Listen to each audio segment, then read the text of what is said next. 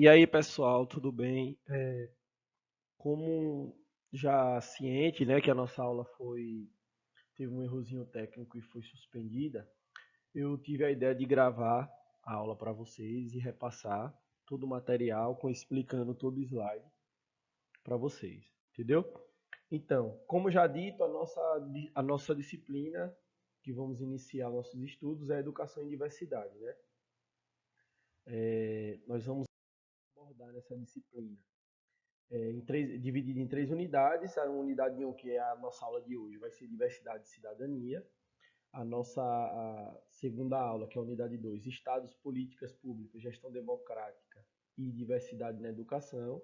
E a unidade 3, que é a nossa terceira aula, é o Espaço da Diversidade no Cotidiano Escolar. No caso, nosso quarto encontro, a gente vai fazer uma revisão geral de de todo o conteúdo que a gente abordou durante as aulas, né? Então, nós vamos adentrar agora no conteúdo da unidade 1, que é diversidade e cidadania, né? E temos como objetivo nessa aula compreender o conceito da diversidade e desigualdade social, pensar como as ações afirmativas podem contribuir e contemplar a diversidade cultural na sociedade e na educação, e reconhecer a representação da identidade e alteridade, né? Então nós vamos estar abordando nessa aula essas seguintes temáticas, né? Esses seguintes objetivos. Então, nosso plano de estudo é o tópico 1, diversidade como direito, a inclusão como garantia da igualdade e dignidade do indivíduo. Tópico 2, né, que é diversidade como conceito, concepções e interpretações de diversidade e desigualdade. E tópico 3, que é diversidade como culturalismo, alteridade e gestão democrática, né? Então, adentrando no tópico 1, que é a nossa primeira discussão, que é a diversidade como direito, a inclusão como garantia da igualdade e dignidade do indivíduo. Aqui nós vamos abordar como é o direito à diversidade, como nós, seres humanos, seres participantes dessa sociedade, temos direito a essa diversidade, né? E vamos ter como pauta a inclusão como a garantia da igualdade e dignidade do indivíduo. Então, para nós abordarmos sobre isso, sobre esse direito, a gente precisa entender os direitos humanos. Então, os direitos humanos, eles foram criados para garantir aos cidadãos uma vida plena, né? Ou seja, os direitos humanos garantem, pelo reconhecimento da lei, dos estados e do povo, a cidadania através dos direitos civis, políticos e sociais. Então, dentro desses direitos humanos, todos nós temos direito à diversidade. E essa diversidade, por nós termos esse direito à diversidade, é, a gente perpassa por várias transformações, né? A diversidade social, a, a diversidade ela está relacionada aqui à construção da cidadania, né? E a construção da cidadania ela está ligada a três aspectos importantes da diversidade, que é a diversidade social, a diversidade econômica e a diversidade cultural. Então, mais adiante, quando a gente entra no tópico 2 do tópico 1, a gente se depara logo com algumas perguntas. Quais características garante a um cidadão acesso aos direitos humanos, né? Quais características garante ao cidadão aos direitos humanos? Quais são as barreiras que precisamos superar para garantir todos os acessos aos direitos humanos? E aí a gente vê essa chargezinha aqui embaixo, né, de um menino perguntando à senhora: tia, me dá um título de cidadão? E aí a gente se pergunta quais direitos, quais são as características, quais são as barreiras que precisamos superar para termos garantia aos direitos humanos. Então, a garantia dos direitos humanos ela requer uma transformação social, né? Retornando que teve um errozinho. Então, ela perpassa por diferentes níveis, né, de reconhecimento. Como esses níveis de reconhecimento? A concepção de igualdade, como a gente vê aqui, a concepção de igualdade, ela é dividida em três formas, né? A igualdade formal, reduzida à fórmula todos são iguais perante a lei, que ao seu tempo foi crucial para a abolição de privilégios, né? Então, temos isso aqui no papel, bem formal, organizado, né? Que todos são iguais perante a lei, apesar de não acontecer isso na nossa realidade, a gente sabe que existem vários meios de privilégio a outras pessoas, algumas pessoas são privilegiadas de alguma forma, né? Mas está escrito lá a concepção de igualdade, que todos são iguais perante a lei, A igualdade material correspondente ao ideal de justiça social e distributiva, né? Que é aquela igualdade orientada pelo critério socioeconômico, onde todos têm que ter a mesma relação socioeconômica, e mais uma vez isso não acontece, né? A igualdade material correspondente ao ideal de justiça enquanto reconhecimento de identidades, igualdade orientada pelos critérios de gênero, orientação sexual, idade, raça, etnia e demais critérios, isso aqui mesmo é o que não acontece, né? Então, a gente se depara a todo momento com várias relações de desigualdades sociais que abordam sobre esses critérios, né, de gênero. A gente vê que uma pessoa trans, uma pessoa homoafetiva, ela não tem a mesma liberdade e igualdade que nós, pessoas comuns, héteros, tem. As mulheres, que é um exemplo muito básico, há muito tempo as mulheres foram margem da sociedade, nunca foram vistas da forma que deveria ser vista, com a mesma igualdade que o homem, né? O homem sempre foi o centro das atenções. Então, a gente vê a todo momento a questão dessas desigualdades. Apesar de estar escrito e termos uma pauta a discutir e lutar por essa forma de igualdade, ainda nós vemos nas nossas relações sociais que não existe, né? Em relação à raça, à etnia, o racismo aí presente, o racismo institucionalizado aí presente nas nossas vidas, nos nossos dia a dias. Então a gente percebe que, apesar de ter isso formalmente como uma base para a sociedade, a gente se depara na nossa vida cotidiana com papéis, com realizações de não igualdade, né? De desigualdade social, de desigualdade material, desigualdade formal e por aí vai. Então, especialmente no espaço da educação, os professores vivenciam diariamente em sala de aula experiências como sujeitos diversos, né? Pela cultura, pela questão econômica, pela religião e classe social. Indo mais um pouquinho para frente, a gente percebe aqui, a gente vê, né, os três pilares, os níveis de reconhecimento, né, como abordei anteriormente, que é a igualdade formal, a igualdade material relacionada à justiça social e a igualdade material em relação ao reconhecimento das identidades, só para a gente formalizar isso bem. Então, abordando sobre as condições que a gente falou dos níveis, né, de reconhecimento. Então, o reconhecimento, quando a gente aborda sobre para a gente alcançarmos, na verdade, os tais ideais é essencial de reconhecer a justiça a gente precisa reconhecer a justiça de caráter bidimensional, né? Reconhecimento da justiça dentro do caráter bidimensional. Então, esse reconhecimento ele passa por dois processos, que como é bidimensional, ele passa por dois processos, né? O processo de redistribuição e o processo de reconhecimento. O processo de redistribuição ele está ligado à representação, à superação das desigualdades econômicas, né? Então, para a gente alcançar esses ideais, para a gente tentar abordar sobre acabar com essas desigualdades que a gente tanto vê na nossa realidade social, a gente precisa passar pelo processo de redistribuição, né, que representa a superação de desigualdades econômicas, e o de reconhecimento, que representa a superação dos padrões culturais de preconceitos e exclusão social em relação à diversidade. Então, a gente precisava redistribuir as desigualdades econômicas, que isso é quase utópico, né, uma discussão utópica. A ideia da gente distribuir as rendas, os que têm mais, distribuir para os que têm menos, e por aí vai. E o reconhecimento de representação da superação dos padrões culturais e preconceitos e exclusão social em relação à diversidade. A gente passar a superar esses padrões culturais, a começar a respeitar a cultura do outro, respeitar a forma do outro pensar, a forma do outro se manifestar, né? E tudo isso perpassa, se resume na questão das ações afirmativas, né? As ações afirmativas. O universo das ações afirmativas daria conta de todo esse processo, onde a gente já vê muitas pessoas, muitas discussões, muitos estudos acerca disso aqui, dessas ações afirmativas.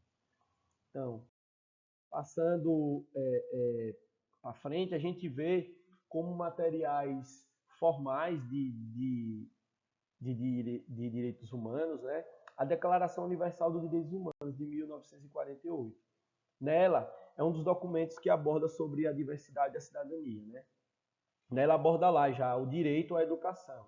Então, a educação ela já é um direito à diversidade, é um direito da comunidade, de nós seres humanos que vivemos na sociedade, é um direito nosso a termos uma educação que vem da Declaração Universal, né, dos Direitos Humanos, de 1948, no seu 26º artigo, onde ele diz lá, toda pessoa tem direito à educação. A educação deve ser gratuita, pelo menos a correspondente ao ensino elementar fundamental. O ensino elementar é obrigatório, o ensino técnico e profissional deve ser generalizado, o acesso aos estudos superiores deve estar abertos a todos em plena igualdade e em função do seu mérito. A educação deve visar a plena expansão da personalidade humana e ao esforço dos direitos do homem e das liberdades fundamentais e deve favorecer a compreensão, a tolerância e a amizade entre todas as nações e todos os grupos raciais ou religiosos, bem como o desenvolvimento das atividades das Nações Unidas para a manutenção da paz. E os pais têm um direito preferencial para escolher o tipo de educação a ser dada aos seus filhos. Então, nós vemos aqui nesse 26º artigo dos direitos humanos de uma forma bem geral de direito de nós, enquanto humanos, né? Ter direito à educação de qualidade, que seja obrigatória, que seja relacionada ao ensino técnico e profissional, que atenda a toda a sociedade de forma igualitária, né? Que seja educação relacionada com a ideia de formar a personalidade humana de acordo com a tolerância e a amizade, onde se tenha o respeito às questões raciais, às questões religiosas e à diversidade, né, das atividades das Nações Unidas, como manutenção da paz, e que o pai também tem toda a autonomia e direito de escolher o tipo de educação que será dada aos seus filhos, né? Então, para reforçar mais um documento que aborda sobre é a Constituição Federal, né? A Constituição Federal aqui do Brasil, de 1988, nos seus artigos 205, 206, 208, ela aborda sobre a questão da educação. Então, reforça já esse documento dos direitos humanos lá de 1948, né? A Constituição no Brasil já reforça essa discussão que já vinha anteriormente, onde nós já discutimos isso na disciplina aspectos filosóficos da educação, a gente abordou mais detalhada sobre isso, vocês devem lembrar.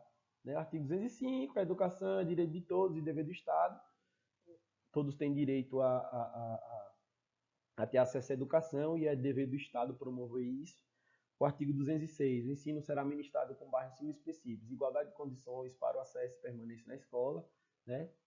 E 208, é dever do Estado com a educação será finalmente a garantia de atendimento educacional especializado, então, a atender toda a diversidade de ser humano, seja lá a pessoa comum, a pessoa com deficiência, a pessoa com, com a pessoa trans, a pessoa gay, a pessoa lésbica, a pessoa independente de qualquer religião, se é do candomblé, se é evangélico, se é católico, o Estado tem direito é dever do Estado promover a educação para todos, né? E aí tem alguns outros documentos que reforçam isso, né? Que os PCNs, que é os parâmetros curriculares nacionais, os DCNs, que é a diretriz curricular nacionais, né? E a política de inclusão social. Então, são três documentos que reforçam o que tem na Constituição Federal. E as políticas educacionais brasileiras prevêem o direito à diversidade e inclusão, que está inserida nesses documentos aí que nós abordamos agora. Retornando, aqui nós vemos, né, a cidadania ganhou espaço no debate social com as lutas pelos direitos civis no século XVII e no século XVIII. Então, os direitos civis estão ligados à garantia da liberdade de expressão, da liberdade religiosa, de ir e vir, da propriedade privada e escolha de emprego. Então, esses direitos eles passaram a ser incluídos na legislação europeia, porém, a noção da cidadania vigente amparava os elites em detrimento da restante da população.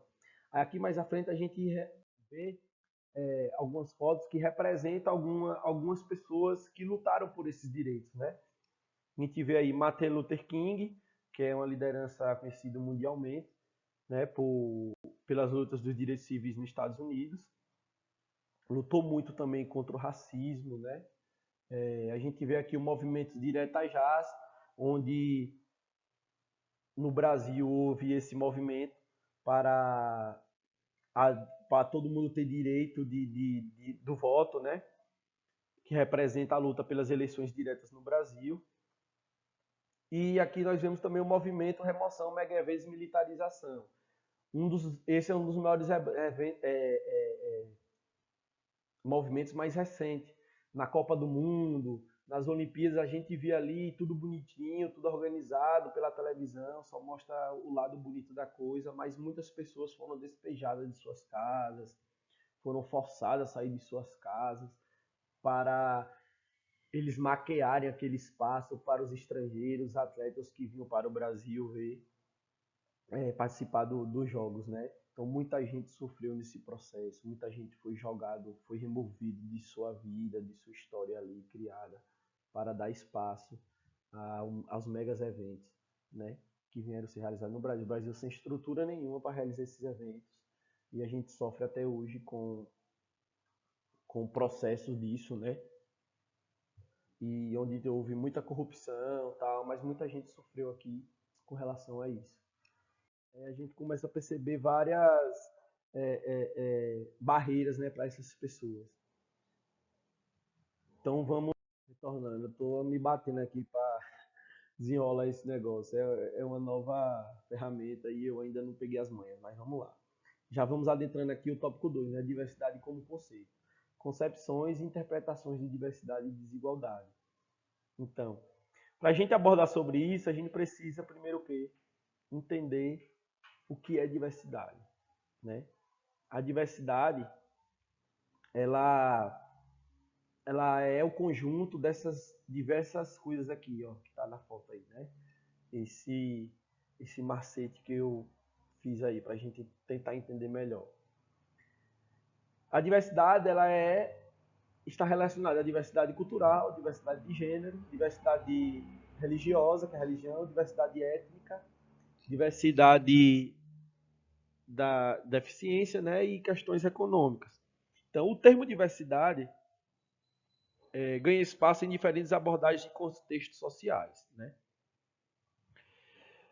Quando a gente fala sobre a diversidade, o conceito de diversidade, lá no dicionário, a gente vê lá no dicionário do Aurélio, né, a gente vê a qualidade de diverso, variedade, multiplicidade. E essa variedade, no caso, é em oposição à identidade, multiplicidade, no caso, a multiplicidade, coisas múltiplas, né? Coisas de, já está falando, multiplicidade são muitas coisas múltiplas diferentes, né? Então, primeiro a gente tem que entender que a sociedade é formada por seres diversos, né? E cabe à educação ter uma função de reconhecer e respeitar a diversidade, como também formar a cidadania nesse princípio, né? Então, a sociedade ela é formada por seres diversos e a educação tem o papel de reconhecer essa sociedade que é formada por seres diversos e respeitar a diversidade de todos, respeitar a identidade de cada um, como também formar a cidadania nesse princípio. A diversidade se apresenta de diferentes formas. Podemos reconhecê-la nas relações sociais, que envolvem a cultura, identidade, gênero e estratificação social. E a diversidade cultural encontra-se nas variações das práticas e dos comportamentos humanos, né? No caso, as variações culturais remetem à formação remete à formação da característica que forma as identidades sociais. Então, o sujeito ele tem várias características. Então, essas diferentes características formam as identidades sociais, né? E a partir daí os sujeitos apresentam várias características diante dessa formação de relação de identidades sociais. Então, os desafios da diversidade na atualidade. As características que compõem as identidades sociais refletem a multiplicidade e as pluralidades sociais, né? Os grupos com as identidades mais próximas se organizam pelas características comuns. Então a gente começa a perceber, né? Tipo, as pessoas que se comportam de uma mesma forma, elas se reúnem em grupos e elas trocam ali conhecimento sobre elas, né?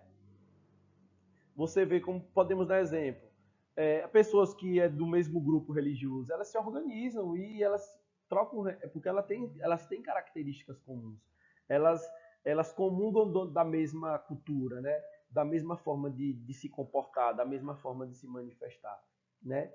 A diversidade cultural e o reconhecimento das diversas identidades não significam que as relações sociais sejam harmônicas em nossa sociedade, né? Elas não são harmônicas. Por incrível que pareça, elas são tem uma barreira aí, né? As pessoas existem as barreiras. Tipo, a gente costuma ver muitos grupos não se relacionando bem com os outros por conta dessas diferenças culturais, essas diferenças econômicas, essas diferenças étnicas, essas diferenças em relação ao deficiente, dentre outros, né?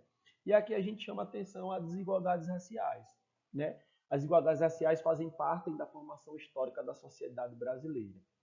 Se a gente for estudar a história do Brasil, a gente vê que o nosso país é formado a partir de quê? De um processo de escravidão, que está diretamente ligado à desigualdade raciais. Pessoas negras que eram escravizadas, né? E aqui a gente traz dados bem relevantes para a gente entender isso, né? O dado do IBGE no censo de 2010. Então, mesmo com as conquistas em relação às desigualdades raciais, hoje ainda no Brasil e creio que no mundo, essa desigualdade racial é alta. A gente vê muito aí, inclusive no futebol, a gente vê muito diretamente nos jornais vários atos de racismo com relação à torcida, com os jogadores e dentre outras coisas, né? A gente vê aqui, ó, a desigualdade racial diminuiu um pouco no Brasil no que se refere à educação e renda. Diminuiu. Mas os brancos, assim como no censo de 2000, seguem recebendo salários mais altos e estudando mais que os negros. Então, os brancos ainda continuam lá no topo, né? Eles continuam recebendo os melhores salários e continuam tendo acesso à educação mais que os negros, né? Aqui a gente percebe os brancos dominam o ensino superior no país e que ainda há diferença em relação ao analfabetismo entre as categorias de cor e raça. Então, os brancos ainda, quem são as pessoas que estão no ensino superior com a formação de conhecimento científico? São as pessoas brancas, a maioria são as pessoas brancas, né? Os negros ainda estão adentrando nesse espaço, mas ainda não é uma mesma quantidade relevante aos brancos, né? E com relação ao analfabetismo, ainda existe uma grande diferença. A maioria das pessoas que são analfabetas no Brasil são pessoas negras. E as pessoas brancas têm um número muito abaixo com relação às pessoas, né? Então, aqui um dado. O analfabetismo é de 9,6 entre os brancos. Esse índice cai para 5,9. Então, era de 9,6 de 2000 e agora no último censo de 2010 já caiu para 5,9%. Imagine hoje, em 2020, 10 anos depois. Esse número provavelmente tenha caído muito, muito, muito, muito mesmo. Já entre os pardos e pretos, a taxa sobe para 13% e 14,4%, respectivamente. Então, 2000 lá estava 13% e depois cresceu para 14,4%. E hoje, 2020, provavelmente, creio que tenha diminuído um pouco, mas não na mesma relação da diminuição com os brancos, né? E aí eu trouxe algumas imagens para a gente refletir. O Brasil é o segundo país com maior população negra do mundo, ficando atrás somente da Nigéria. O racismo não é assunto que só diz respeito às pessoas negras. Precisamos falar sobre para que não haja mais a naturalização desses dados. Então, não é vitimismo, gente, é a realidade, né? O racismo no Brasil não é vitimismo, não é mimimi igual as pessoas dizem, igual o nosso presidente diz. É a realidade, infelizmente. Em pleno 2020, o racismo ainda está vivo no nosso país, no mundo, né? Nós vamos ver isso, os dados relevantes e dados recentes, né?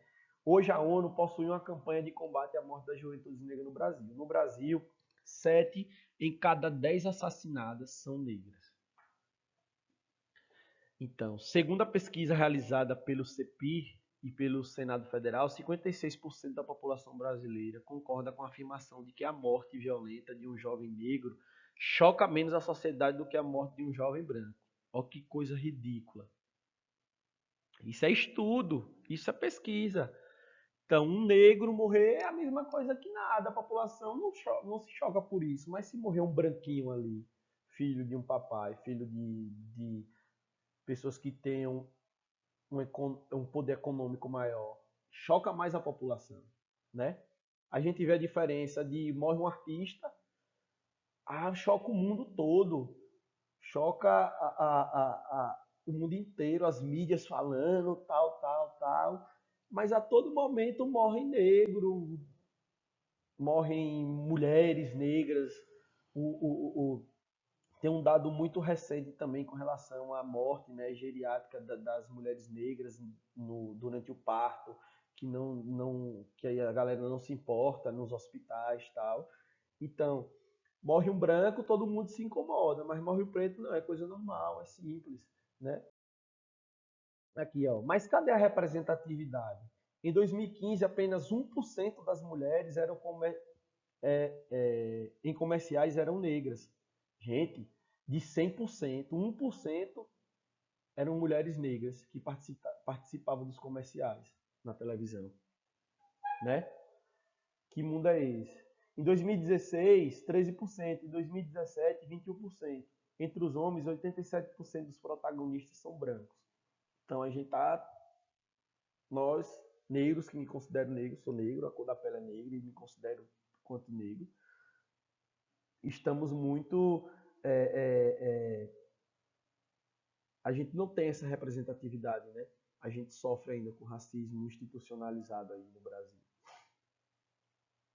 No feminicídio, nos últimos 10 anos, o número só aumenta de mulheres negras mortas, né? Olha lá, ó, 14,4%, 15,4%.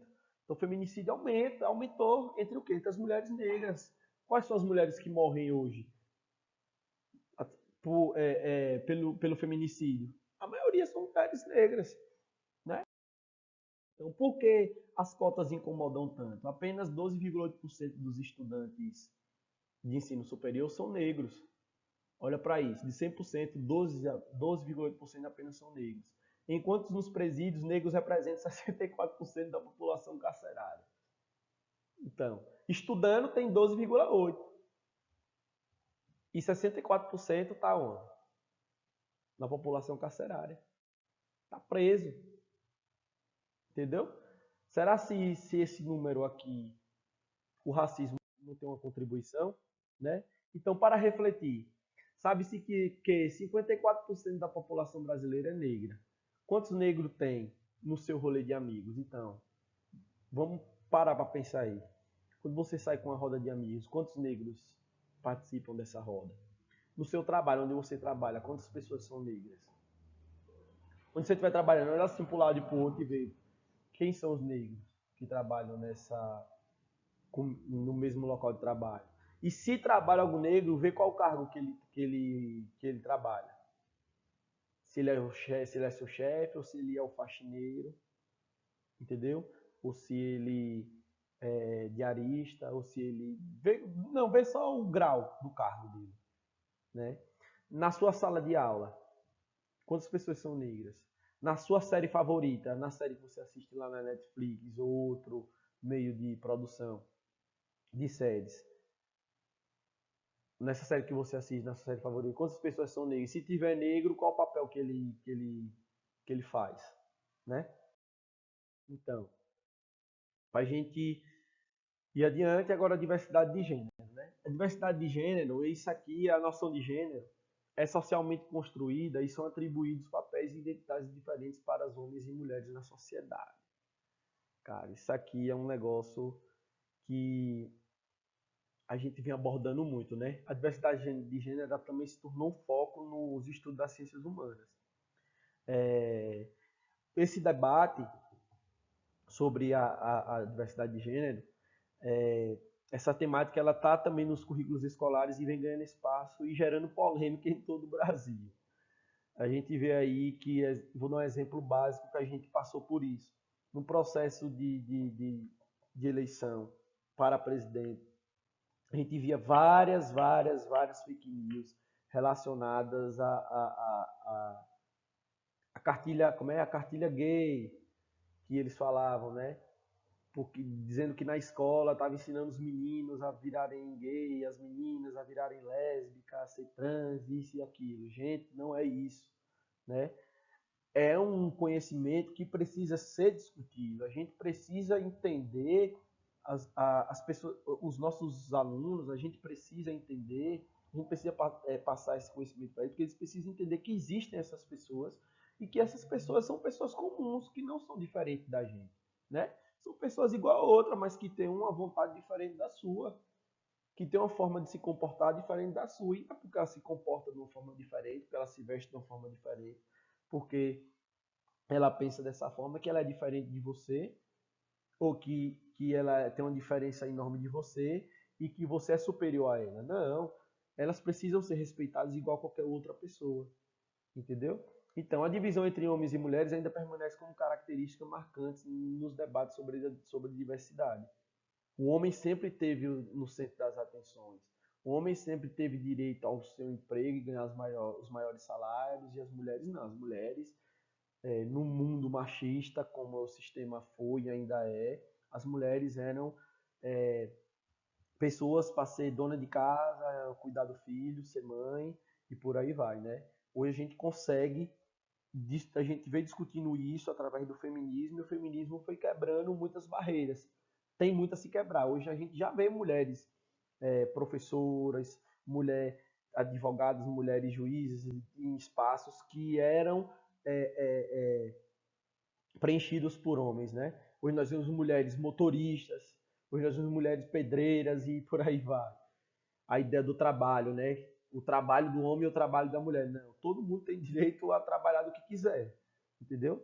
Então, ainda a gente se vê, né? Essa luta pela igualdade de gênero, né? Ainda existe essa luta pela igualdade de gênero. A mesma possibilidade que eu tenho enquanto homem, a mulher tem que ter também, né? Então, a desigualdade de gênero permanece como base para as desigualdades sociais. Então, se existe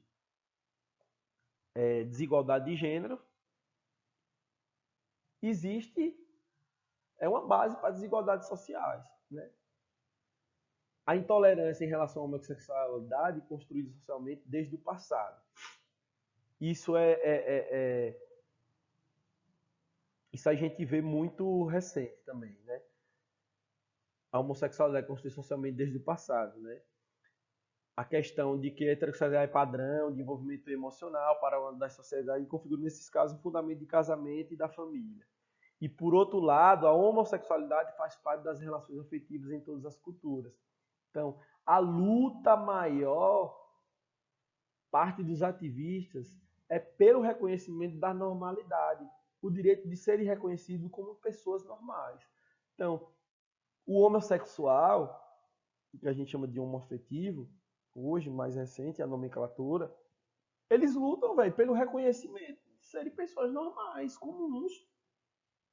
Ele não é diferente de você que é hétero, não. Ele tem o mesmo, a mesma condição que você tem. Não é porque ele tem uma orientação sexual diferente da sua que ele não vai ser tratado como você é, né? Mas infelizmente a gente não enxerga isso na sociedade. A gente vê muitos aí homossexuais sendo jogados fora de casa pelos pais, nascidos pelos pais. A maioria não tem um emprego porque as pessoas não dão oportunidade. E aí essa galera vai para onde? Essa galera vai se prostituir porque é a única condição que tem, entendeu? Porque não tem o mesmo direito que as pessoas comuns têm, entendeu? Então é preciso a gente dar uma atenção e entender isso. Que isso foi construído socialmente desde o passado. Isso não é da agora não. Isso é através de um processo histórico. Vai ser construído através de um processo histórico. A estratificação social a divisão da sociedade capitalista é em classes, né? A gente estuda o capitalismo, a gente vive nesse sistema capitalista e a gente começa a perceber, né, que existem as classes. Conhecida como classe alta, classe média e classe baixa, conforme a uma realidade de exclusão social dos mais pobres. Então, é muito difícil você ver uma pessoa de classe alta estar se relacionando com a classe baixa, que é a classe pobre. A não ser que esse pobre seja o cara que faz render o dinheiro para essa classe alta aqui. Ou seja, ele é meu empregado, né? Mas você não vê, é muito difícil você ver um pobre nas festas da galera da classe alta. Muito difícil você ver ter o mesmo acesso à galera da classe alta. Então, existe espaços nesse sistema, na sociedade capitalista, reservados, separados para a classe alta, para a classe média, para a classe baixa. Então, a exclusão social pode ser consequência das diferentes relações sociais. Essas diferentes relações sociais, a gente vê aqui como nessas imagens abaixo, que ela se relaciona por diferentes relações sociais. Essas diferentes relações sociais, ela está ligada ao quê? À exclusão econômica. Você vê aqui, ó, pessoas deitadas, moradores de rua, né? Que não tem condição de ter uma casa, não tem dinheiro para comprar casa, para ter o que comer, então o único local que elas têm é a rua, né? Vai morar na rua, pedir comida na rua. A exclusão política, né? Que a participação popular contínua na política é o alicerce dos Estados democráticos liberais.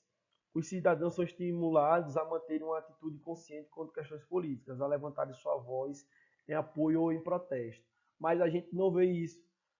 A gente vê aqui, ó, o patrão é como se fosse aqui, ó, o voto de cabresto, né? O patrão às vezes influencia no voto dessa pessoa, né? Você fala, você vai votar nisso, porque se você não votar, você corre o risco de perder seu emprego. Então, você vai lá e vota, é um voto de cabresto.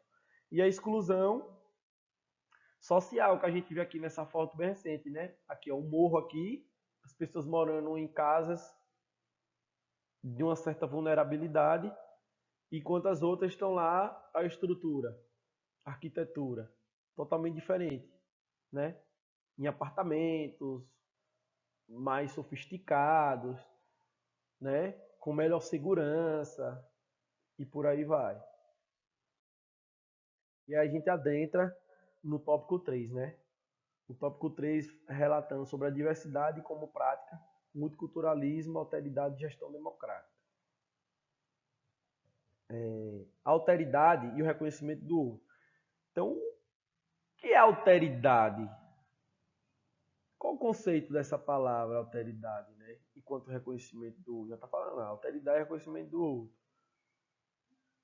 O que é essa alteridade, né? Então, o que é alteridade? O conceito de alteridade ele pode ser compreendido em diversos contextos, né? No universo do estudo da antropologia ou da filosofia, que remete a uma construção de identidade individual em relação ao outro. Então, pode ser, existe estudos da alteridade no campo da antropologia, no campo da filosofia, e ela remete a uma construção de identidade de individual em relação ao outro. Então, um dos princípios fundamentais da alteridade é que o homem, na sua vertente social, tem uma relação de interação e dependência com o outro. Por esse motivo, o eu, na sua forma individual, só pode existir através de um contato com o outro, né? Então, quando é possível verificar a alteridade? Uma cultura não tem como objetivo de extinção de uma outra pessoa, porque essa forma individual de você se relacionar com o outro, né, é um dos princípios da alteridade, né? Então, no campo da filosofia, a alteridade é o contrário de identidade, né? Ela, ela, ela recusa a identificação do ser como identidade e vê um atributo do ser na multiplicidade das ideias, entre as quais existe a relação de alteridade recíproca, né? Então, Já na antropologia, a antropologia já é, tipo, ela é conhecida como se fosse a ciência da alteridade, é o estudo, né? É o estudo da alteridade, é o estudo do homem na sua plenitude, e dos fenômenos que envolvem. Então, a antropologia estuda esse homem, estuda essa plenitude e os fenômenos que envolvem esse homem, né? Estuda a sociedade, estuda o modo de convivência, os costumes, estuda a cultura. A antropologia estuda isso, né? Então, a alteridade é o estudo das diferenças e o estudo do outro. A gente passar a entender o outro, como ele se comporta, entender a vida do outro, a rotina dele, né? A antropologia, então, é o estudo, é a ciência que a gente conhece como a ciência da alteridade. O conceito de alteridade levando as discussões acerca das relações de construção de identidade do reconhecimento da identidade do outro. Olha que trava-língua. Nessa concepção, a ideia de você ter essa relação de construção de identidade diante do reconhecimento da identidade do outro, a gente tem a ideia de que educar na diversidade coloca diante de nós o desafio cotidiano de superar a fragmentação e construir novos significados no contato com o outro. Então, esse contato com o outro faz com que a gente também reconheça ele e a gente cria a nossa própria identidade, né? Então, no processo de ressignificar nossas relações com o outro, é possível compreender o passado e construir o presente, né? E aí é onde entra a questão do reconhecimento das diferenças. Faz parte da educação você reconhecer as diferenças entre você e o outro, porque isso vai lhe ajudar nesse processo de construção identitária, né? Então, o desenvolvimento do aprendizado passa pelo relacionamento com o outro. Para que eu aprenda, para que eu entre em um processo de aprendizado, eu preciso me relacionar com o outro. Independente de quem seja, eu preciso me relacionar com alguém. Preciso me relacionar com o outro. Não tem como eu aprender se eu não me relaciono com o outro. Se eu não tenho contato com o objeto, com uma outra pessoa, né? Então, aprendemos quando estamos em contato com outros sujeitos.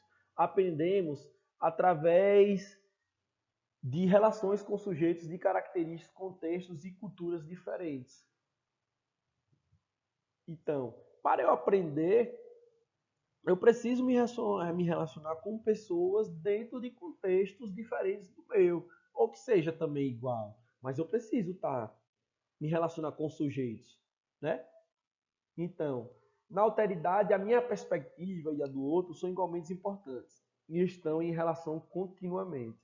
Então, quando eu me deparo enquanto um ser que prego, que leva em mim essa questão da alteridade, apesar do outro sujeito que eu me relaciono, ele pensar de uma forma diferente, ele ter contextos diferentes, eu entendo aquilo como uma relação contínua, uma troca de conhecimento, que eu aprendo com ele, ele aprende comigo. Então, a partir daí, eu passo a ter uma relação de igualdade entre eu e ele, e a gente se trata de uma forma igualitária, porque é uma relação contínua, é uma troca de reconhecimento contínuo.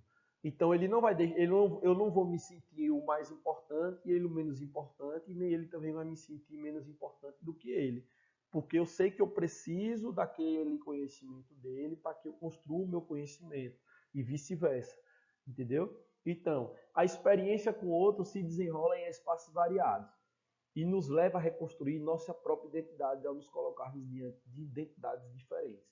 Então, é tudo que eu falei. Essa experiência com o outro faz com que a gente desenrola espaços variados e nos leva a reconstruir a nossa própria identidade.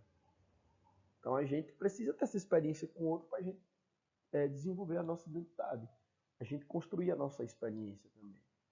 Então, a compreensão da alteridade também passa pelo reconhecimento. Essa ideia do reconhecimento está relacionada à subjetividade nas relações sociais. Subjetividades, né? Não é uma coisa objetiva, de imediato. É um mundo de relações que a gente passa a ter reconhecimento através das relações sociais. Que esse reconhecimento está relacionado ao quê? Referências e relações com sujeitos desconhecidos. Como esse reconhecimento das referências? Eu tenho referência para eu me tornar alguém na vida, né? Pode ser um pai, uma mãe, um tio, um irmão. Eles são referência de mim. Você se referencia em quem? Você tem como referência em sua vida para você ser uma pessoa boa, um cidadão de bem, para você ir correr atrás daquela profissão, você para você desenvolver melhor seu conhecimento daquela profissão, você tem uma referência, né? De um cara que produz o conhecimento e você quer ter acesso ao conhecimento. Você vai através de quê? Você vai atrás do conhecimento dele porque ele é uma referência sua.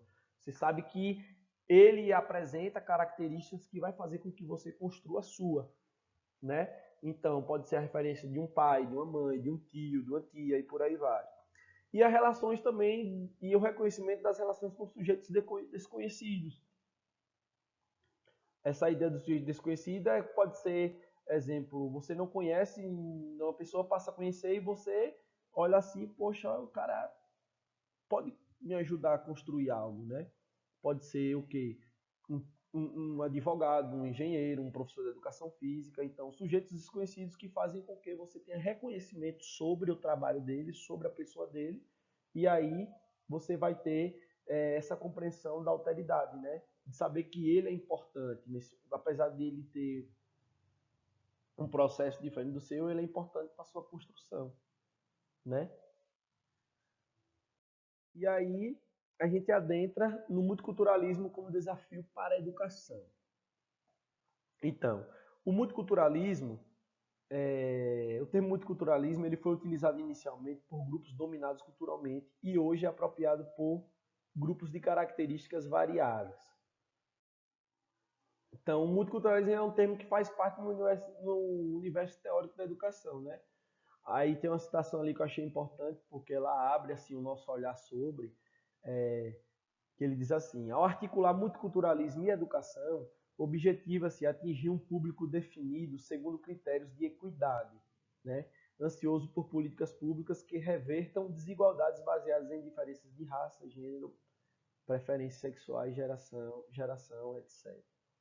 Então, a gente articula o multiculturalismo na educação, ele faz com que a gente tenha esse processo educacional dentro da equidade, né? Onde todos estão nesse espaço. Não é um aqui e outro aqui, não. Todos estão nesse mesmo espaço aqui, ó. Entendeu? Então a gente desconstrói essas desigualdades, né? Seja ela relacionada à raça, a gênero, a orientação sexual, a gerações e por aí vai. Só que existem alguns paradoxos, né? Alguns paradoxos em relação ao multiculturalismo, né? E educação. Então, ao mesmo tempo que você respeita as particularidades culturais, a gente mantém o caráter transformador da educação. Por quê?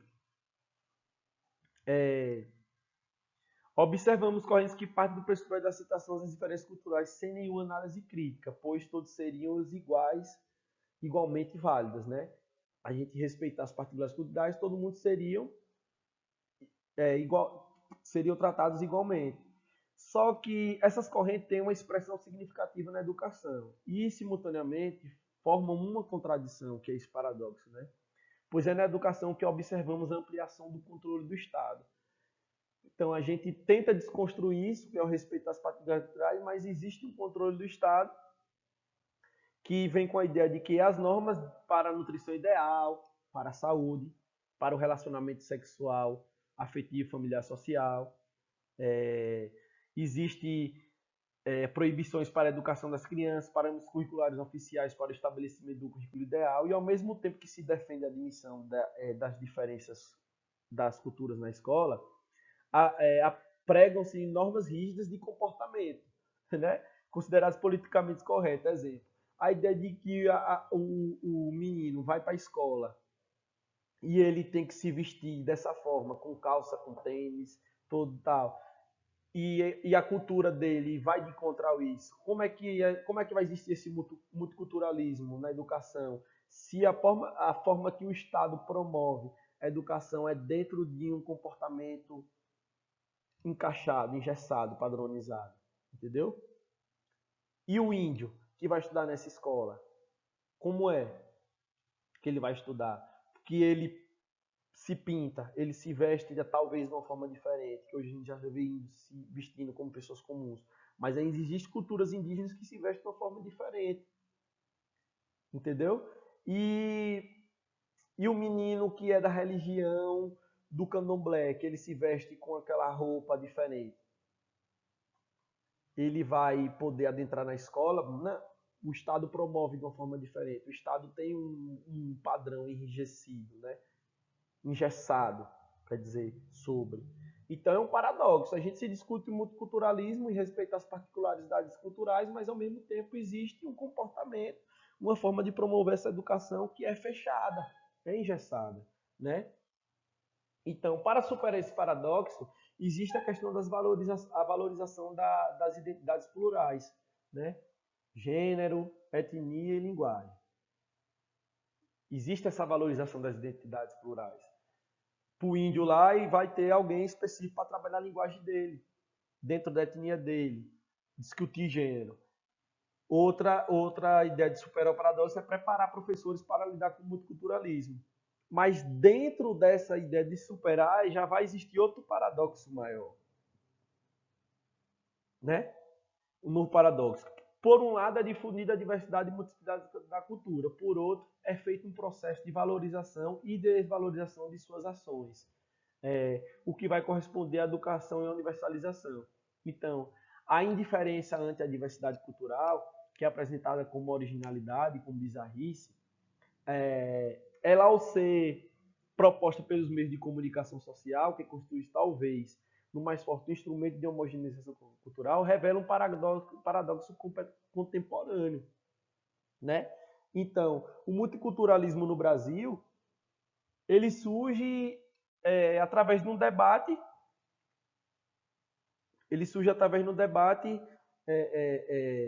da crítica do mito da democracia racial, que questionava o processo de modernização brasileiro que negava a nossa herança africana, né? Então, gente, nós somos brasileiros, passamos por um processo de escravidão, onde esses negros vieram da África para cá, os caras se instalaram aqui, construíram aqui, se reformularam aqui, deixaram várias heranças e a gente não prega isso, a gente não valoriza isso. Então, o multiculturalismo no Brasil começa a ser debatido a partir dessa crítica, né? Que a gente não valoriza a ideia da nossa herança africana. A gente quer desvalorizar a nossa herança africana e quer valorizar uma cultura que não é nossa, a europeia, a norte-americana, né? E por aí vai. Então, para discutir multiculturalismo, e aí entra na ideia de quê? A gestão democrática. Para a gente discutir esse multiculturalismo, a gente precisa ter o quê? Uma gestão democrática e ouvir todos os agentes participantes da educação. Então, a gestão democrática e os desafios da inclusão. Em 1990, tem a reforma educacional brasileira. Né? Então, que atribui outro significado, essa reforma ela vai atribuir novos significados à organização escolar. Né? Por quê? A gestão escolar ela recebe influências da concepção vigente sobre a administração nos padrões capitalistas e acaba por manifestar uma relação dominante de exclusão social, reforçando o quê? Os paradigmas sociais vigentes. Então, a escola reflete e reproduz os problemas sociais da sociedade. Tem um autor, Estevão Mesaros, que ele escreve um livro dele, Educação para Além do Capitalismo, que ele diz basicamente isso. Ele fala, enquanto a educação for um instrumento do capitalismo, do sistema capitalista, nunca haverá uma educação de formação crítica humana, porque ela vai o quê? Ela vai representar os problemas sociais da sociedade, ela vai estar inserida nesses problemas sociais da sociedade, né? Então, dentro dessa estrutura de organização escolar, onde o professor era, por exemplo, o diretor escolar, ele era a centralidade no papel escolar.